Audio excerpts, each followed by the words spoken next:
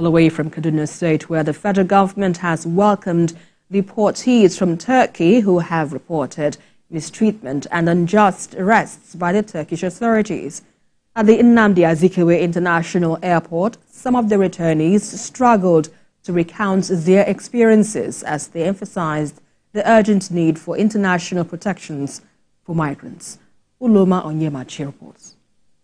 A visibly traumatized returnee from Turkey, he refused the services of federal agencies to settle into the waiting area of the Pilgrims Terminal at the Nnamdi Azikiwe International Airport. Him, just like several other men here, returned to Nigeria following an alleged refusal to renew their passports and other reasons. The representatives of federal agencies are present to welcome the deportees, including the Refugee Council, the Nigerian Emergency Management Agency, NAPTIP, and the Nigerian Civil Defense, try to calm the situation and speak to the disgruntled returnees as some necessary items like food and stipends were given to them. They shared their stories with TVC News. Our curiosity was also aroused when we noticed scars, most likely gotten from violent treatment. Some had severe bruises on the lips. They are uncertain about what the future holds, but they are hopeful. I renewed my passport, my resident permit, and they cancelled it. I was about to know the reason why. All of a sudden, they handcuffed me, they arrested me on the street. I spent 4 good months inside prison for no good reason. 4 solid good months.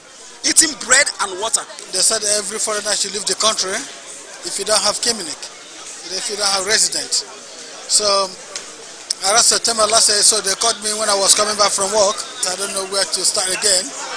So but I was trying to see if I can go back to, I can still travel out, maybe if I can go to Cyprus. I was tied down to reach to Nigeria, from Turkey, all the way from Turkey. All of us inside the plane. Then use this rubber handcuff to handcuff us. The federal government has committed to supporting them to be reintegrated into the Nigerian system. Do everything to ensure they are properly reintegrated. We also, in partnership with international organizations, collaborate with those agencies and we train them on livelihood programs. Mr. President is concerned to set up the country very well so that people will not even think of going outside this country.